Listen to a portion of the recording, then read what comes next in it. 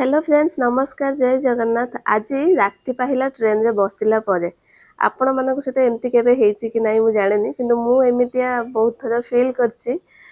जे sudden आपण plan करिवे पूरी जाई कि बुली के आसीबे किंतु प्लान करी करी आगुआ थिबो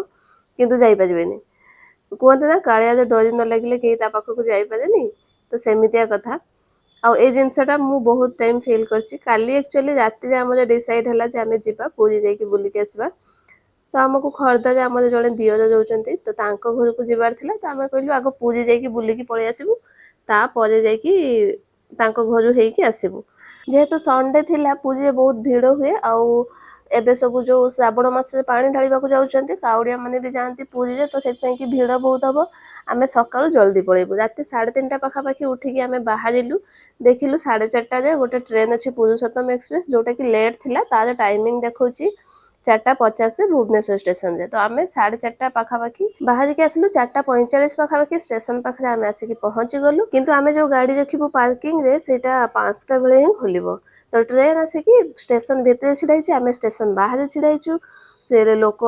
गेट खोलु ना पार्किंग रे गाड़ी रखिया पई कि आउ 5टा रे छाड़िबो देखौछि ट्रेन तो जा हो से टाइम रे आउ जने भाई आसले तांकर भी गाड़ी थिला से टिके झगड़ा फगड़ा करदेले पूरा 2 मिनिट बाकी थिला 5टा बाजिबाकू से लोक गेट खोलिले गाड़ी रखिकी दौड़ी दौड़ी जाहु आमको टिकेट भी सागे सागे मिलगला आउ आम ट्रेन टा भी थिला पूरा आम ट्रेन रे चढ़िलु तार 1 मिनिट पाखापाखि पर ट्रेन छाड़िला এই ভଳିয়া ছোট ছোট জিনিস যে মতো বহুত থর ফিল হয়েছি যে কাଳିয়ার ডোরি ন লাগিলে কেହି তা পাখକୁ যাইপারিবেনি ইচ্ছা কলে भी যাই হবনি। আজ হুয়েত ট্রেনটা আমাদের ছাড়ি ଦେଇଥାନ୍ତା ଆମେ ଲେଟ୍ରେ ଆସିଥାନ୍ତୁ କି କ'ଣ କି ବସ୍ ଫସ୍ ଧରିକି କେମିତି କ'ଣ କିନ୍ତୁ ସେ ଟ୍ରେନଟା ପାଇଗଲୁ ବୋଲି ସୁବିଧା ଯେ ମାନେ ସହଜରେ ଆସିକି ପହଞ୍ଚିଗଲୁ 6:30 ଭିତରେ ମାନେ 6:30 ବେଳକୁ ମନ୍ଦିର ପହଞ୍ଚି ଯାଇଥିଲୁ। ତାପରେ ଲାଇନ୍ ତ ବହୁତ ପୁରା ବାହାରୁ ଲାଇନ୍ ଲାଗିଥିଲା ଯେହେତୁ ରବିବାର ଥିଲା ବୋଲିକି କ'ଣ ଆଉ ଭିଡ଼ ପାଇଁ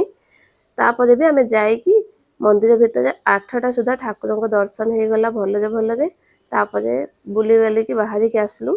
9:30 10 पाखापाखि लास्ट टाइम आम आसलु सका 8:30 पाखापाखि पहड़ पड़ जाता 10:30 पर खोली